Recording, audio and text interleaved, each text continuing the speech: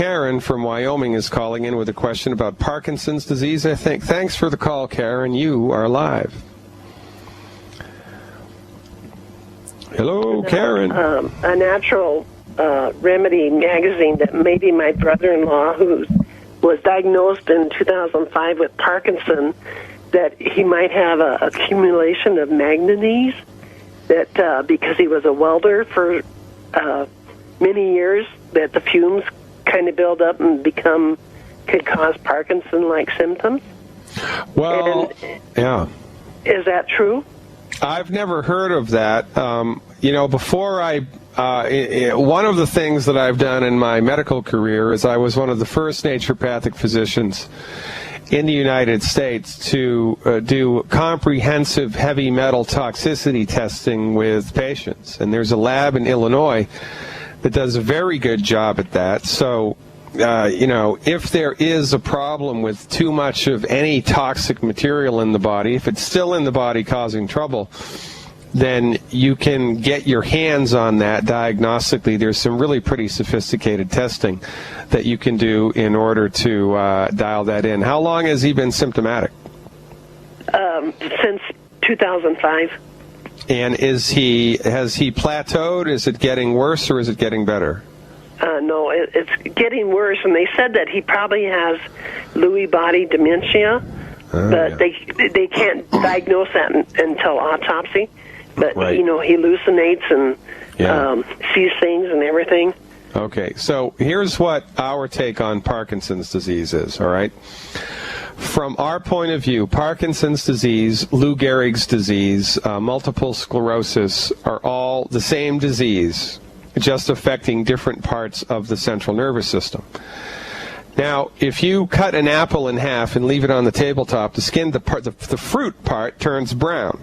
That's caused by oxidative damage. Iron turns to rust. That's caused by oxidative damage. Food spoils. That's caused by oxidative damage. Oxidative damage is the great destroyer. And it causes everything to wither and die. And it happens everywhere all of the time. We believe that Parkinson's disease, Lou Gehrig's disease, and multiple sclerosis are caused by oxidative damage to different parts of the central nervous system. Now, what causes oxidative damage?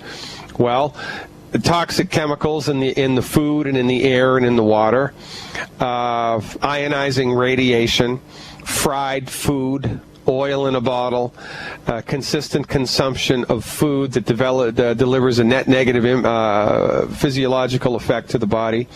So when we encounter somebody with an illness of the central nervous system, which we believe has its roots in oxidative damage, then we clean the diet up 100%. So my recommendation to support and promote this gentleman's health would be, number one, to eliminate the 10 bad foods from his diet. Eliminate the 10 bad foods. And you can download that list for free, or we'll give it to you for free if you go to my website and sign up for my free monthly newsletter. It's right there on the front page. So you got to identify and eliminate the 10 bad foods. And I'm telling you right now, no oil in a bottle, no fried food. Those are the two biggest ones. No oil in a bottle, no salad dressing, no olive oil, no more cooking with oil, and no more fried food. That means no more French fries, no more stir-fried rice, no more potato chips, no more fried chicken, no more anything that's fried, all right? Now, because it's the central nervous system, what we do with food is encourage the consumption of food that's high in the stuff that the central nervous system is made from. And this kind of makes sense, because if you had a broken bone, it would make sense for you to eat food that's rich in calcium, because that's what your bones are made from. Well, guess what the central nervous system is made from? It's made from cholesterol. So if I had Parkinson's disease, I would flush my statin drugs down the toilet, because statin drugs make cholesterol levels in the body way too low, and I would eat a diet that's 80% fat. And by the way, Harvard University agrees with us in this consideration that people with Parkinson's disease benefit from a diet that's 80% good fats. So what's the easiest way to do this? 12 eggs a day. 12 eggs a day with butter and salt. Soft scrambled, soft boiled, or poached. And either way, if you soft scramble them in butter in a fry pan, not oil or Pam in a fry pan, real butter. And I'm not talking margarine, I'm talking butter with salt in it. 12 eggs a day is the recommendation. As far as food goes, it's fat, and then more fat, and then more fat after that. Whole milk, whole full-fat yogurt, cheese, butter, eggs. Just go crazy with the consumption of fat. And finally, we want to provide the body with nutritional support, right? We give the body the essential raw materials that it needs to work optimally.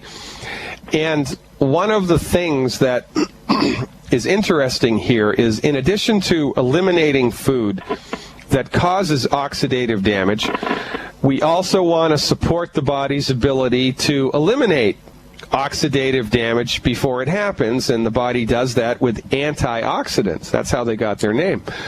Antioxidants are measured by something called an ORAC score. That's ORAC.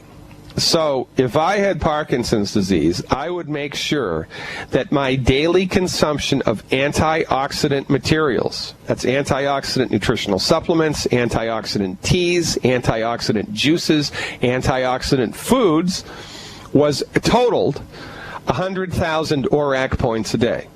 He needs to get his antioxidant intake up to over 100,000 ORAC points a day. And you do that with a combination of food, a combination of drink, and a combination of nutritional supplements. So he has to do a little homework.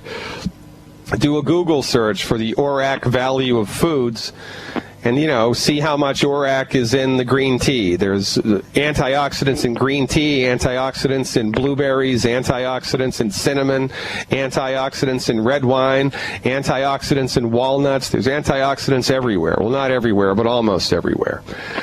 And finally, for the nutritional supplementation, my recommendation would be one anti-aging healthy start pack. One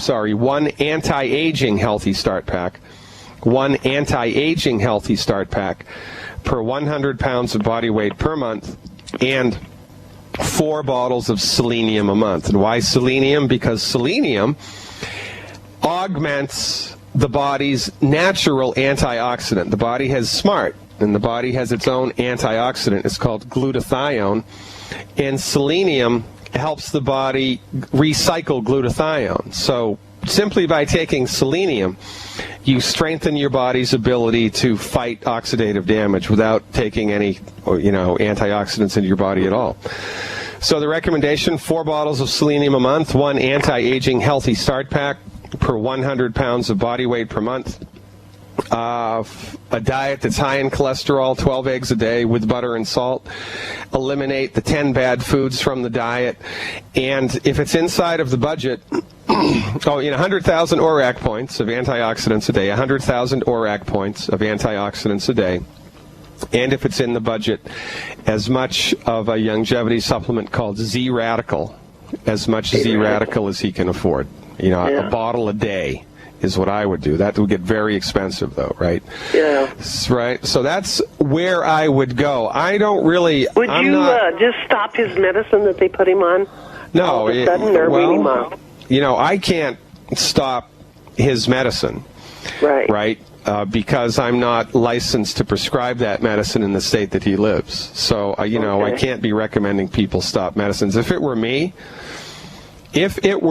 and I had Parkinson's disease, I would not take conventional medicine. I wouldn't do it. Yeah. I would not do it. I just wouldn't do it. And when you're taking big-time prescriptive agents and you've been taking them for more than a couple of months, you have to get professional advice if you choose of your own free will to stop taking them. Right. You need to go to a pharmacist and say, hey, man, this is what I've been taking. How do I stop it? Because some of this stuff you can just stop cold turkey, and others you have to wean off over the course of 2 weeks or 4 weeks or 6 weeks or whatever, right? Okay. So he needs professional advice here. But really the key is antioxidants and cholesterol. And the nutritional supplements would be in the background. So check it out and let us know what happens. Does that sound good, Karen? That does. Thank you very much. One other question. Yeah. If somebody has a thyroid problem, are they not supposed to take the longevity mineral? Oh, no, it's just the opposite. That doesn't make sense to me. My friend said, no, he couldn't take them because eats up the thyroid medicine. No, that's nonsense. That's what I thought. It didn't make sense to me. Yeah, no, it's the opposite. The most common thyroid medicine is Synthroid. And Synthroid is thyroid hormone 3, T3. I'm sorry, it's T4. It's thyroid hormone 4. The body has two thyroid hormones that it uses mostly, thyroid hormone 3 and thyroid hormone 4. Thyroid hormone 3 is the body's preferred form of thyroid hormone. It doesn't make a lot of it, but it makes a lot of T4, which is what Synthroid is, which is the most commonly prescribed thyroid medicine. Synthroid, which is T4, will convert to T3 inside the body if there is enough selenium. If there's not enough selenium, it just stays as T4, and it produces minor effects, but really, when you get the T4 to convert to T3, you feel so much better. And it's selenium that makes that happen. And also, if anybody's on a thyroid medicine, they should enroll their physician or whoever prescribed it into letting them try Armour Thyroid for 60 days. And the physician will huff and puff and say, well, you know, that's an old-fashioned medicine and it's not as effective, but that's pharmaceutical nonsense. The only people telling him it's not effective are the people that make Synthroid, right? Because they don't want, it's just, you know, a territory game. Most of my patients who switched from Synthroid to Armour Thyroid, they feel better just from switching to Armour Thyroid. So get them to try that for 60 days and take the nutritional supplements they needed. Ladies and gentlemen, I'm Dr. Peter Glidden.